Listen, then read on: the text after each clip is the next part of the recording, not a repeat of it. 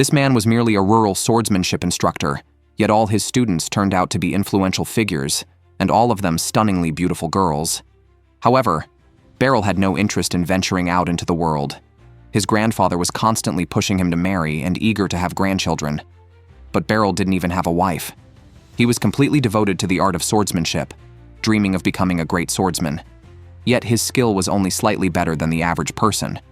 Fortunately, he was quite adept at teaching, with several of his disciples achieving fame and success after leaving his guidance.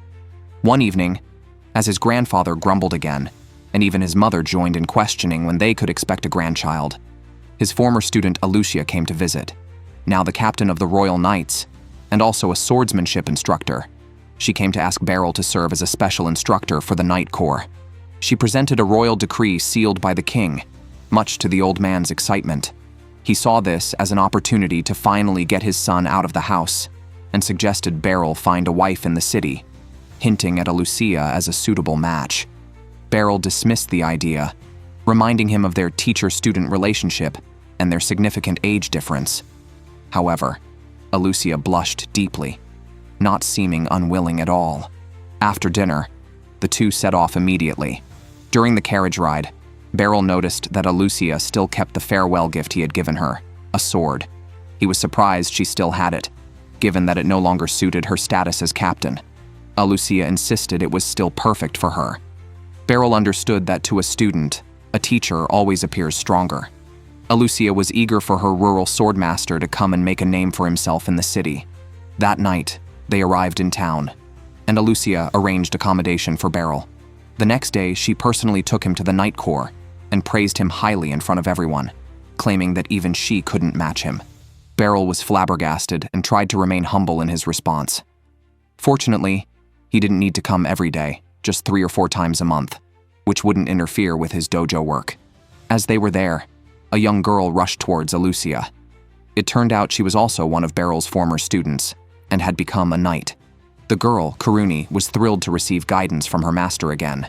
That evening, Beryl returned home alone, still in disbelief that 2 of his students had joined the Knight Corps. When he got home, he found another disciple visiting, this time a male one who had brought his wife and child. Beryl was initially pleased, but then overheard his father saying they didn't need him anymore, and told him to settle in the city and not return until he had completed his mission and found a wife. It turned out the male disciple had decided to move back to the village to settle down and could help look after the old man and the dojo. Clearly, this had been arranged without Beryl's knowledge, and his consent was irrelevant. The next day, he returned to the city, where Alucia was more than happy to have him stay at her place. Beryl, of course, could not agree to that. The immediate plan was to grab lunch. As they spent the day shopping and dining together for Alucia, it almost felt like a date. Just as she was secretly delighting in this, they encountered her rival, Serena. Alucia did not want such a person ruining her time with Beryl, but Serena insisted on seeing the man Alucia called her master.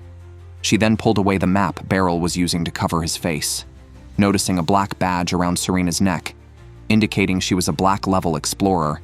Beryl was taken aback when Serena suddenly addressed him as Master Beryl with great emotion and asked if he didn't remember her. It turns out she was taken in by Beryl as a child, but that was 20 years ago. Beryl still remembered her. Seeing the little girl he had once sheltered now so accomplished filled him with pride. Then, Serena learned from Alucia that Beryl was now serving as an instructor in the Knight Corps and was looking for a place to stay in the city. She instantly wanted to snatch her master away from Alucia, as she, being an agent for foreign explorers, knew more about inns than Alucia. She then took Beryl to a suitable residence, where he settled in temporarily after sending off his 2 noisy female disciples and began to ponder his next steps. The next day, he went to the Knight Corps, where a young man immediately challenged him, questioning why Beryl deserved to be an instructor. The man, Drought, the vice captain of the Corps, insisted on testing Beryl's skills.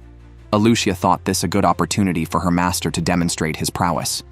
Although Beryl did not consider himself exceptional, he had no choice but to participate, hoping not to embarrass Alucia too much.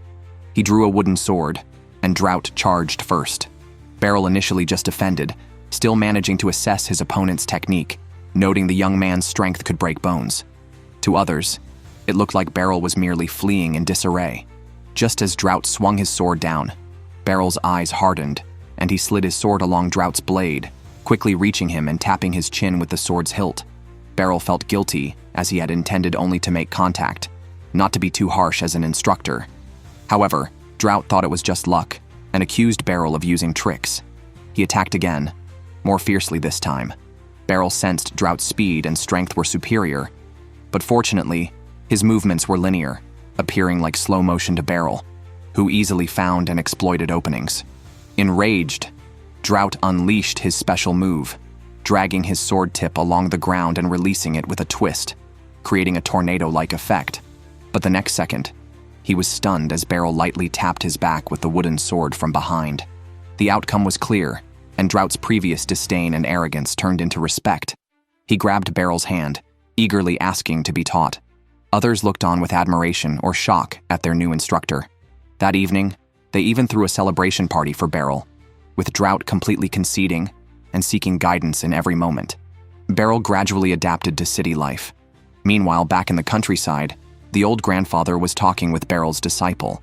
The disciple, who had traveled widely, confessed he had never seen swordsmanship superior to his master's. It likely wouldn't be long before Beryl's skills would shock the world. Beryl's popularity in the Knights Order has been rising recently. Any casual guidance from him attracts a crowd. Drought respects him deeply. During a break, Karuni suddenly asked if Beryl wanted to explore the city, a chance to familiarize with the new environment. Beryl was eager. He had been an instructor for a week, but had only shuttled between the Knights' quarters and the inn. This was a good opportunity to explore. Meanwhile, Alucia was reporting on her work. If she were solely focused on mastering swordplay, she shouldn't have become the captain. It was too time-consuming, but she was determined to bring her master out. Alucia was sent to Beryl's swordsmanship dojo as a child. Her first impression of Beryl was that of a kind uncle.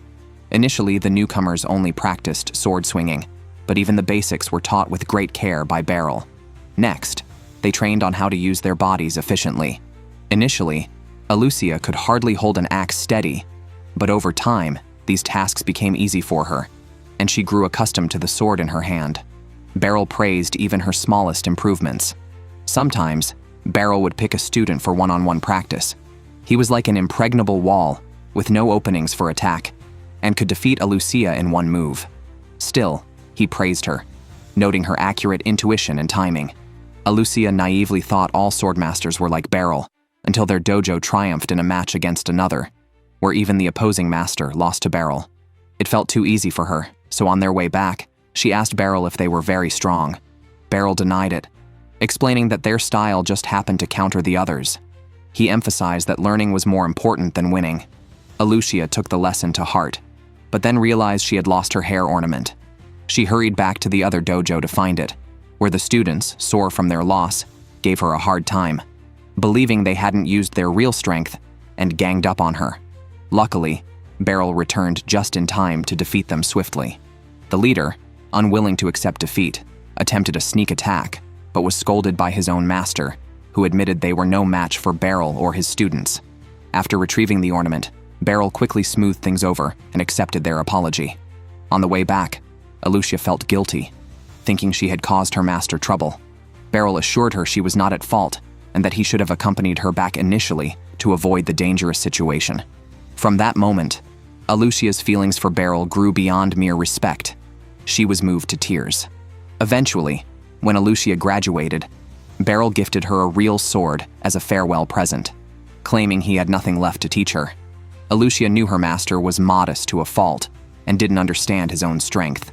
Still, she accepted the sword and left the dojo determined to prove her master's swordsmanship was unbeatable. She joined the Knights Order, excelled in the selection tests, and confirmed her belief that no candidate, or even the examiners, could match Beryl's speed.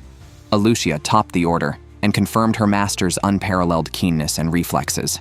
She set a goal not to let her master fade into obscurity. Within a few years, she rose to captain and finally had the authority to appoint him as an instructor. By then, 10 years had passed since she left the dojo, and Beryl's skills were sharper than ever. Alucia wasn't meddling. She felt Beryl deserved a stage worthy of him, and she was the one to provide it. Unknowingly, Alucia arrived at the training ground, only to learn that Beryl had gone shopping with Karuni. She felt a bit upset, as she too had wanted to take her master shopping, but Karuni had beaten her to it. Meanwhile, Karuni was explaining the street layout to Beryl, pointing out that the West District was best for shopping in the city center. As for the North District, where the tourist sites were concentrated, she mentioned that only tourists from the countryside would be interested in visiting. Beryl couldn't help but think to himself, I am a tourist from the countryside. Just then, they encountered another familiar face, a girl who was also Beryl's disciple. Beryl didn't recognize her at first, but after being reminded, he remembered she was Ficelle. Ficelle had trained with Karuni during her last 2 years at the dojo. Karuni informed Beryl that Ficelle had become quite impressive, now serving as a key member of the Mage Corps. Beryl was confused. Didn't I teach her swordsmanship? How did she end up in the Mage Corps? Ficelle was there to buy magical equipment, which allows even ordinary people to perform magic. Of course, she didn't need them herself, and demonstrated some magic to her master. Suddenly, they heard someone committing a robbery on the street. Ficelle immediately stepped in front of Beryl, indicating he didn't need to act. She drew her sword, enchanted it with magic, and cast a wind blade that transformed into ropes to bind the robber. Karuni then stepped forward to apprehend the criminal. It turned out Ficelle hadn't abandoned swordsmanship, but had combined it with magic to practice sword magic. Beryl was very pleased, seeing that his disciples had found good jobs. The next morning, Beryl woke up early for a walk to memorize the routes. Unexpectedly, he was stopped by a young girl who introduced herself as Lucy, the leader of the kingdom's magic corps. Beryl was skeptical, given her young appearance. So, Lucy conjured flames from her palm on the spot, forcing Beryl to believe her. Lucy had heard about Beryl from Ficelle. Curious about the swordsmanship master who had arrived in the city, she was eager to see what kind of person Beryl really was. As they chatted, Lucy led him to an open area, explaining that she studied and researched magic daily and wanted to measure her progress by testing herself against a strong opponent. She then launched an attack on Beryl without warning, and Beryl promptly drew his sword to respond.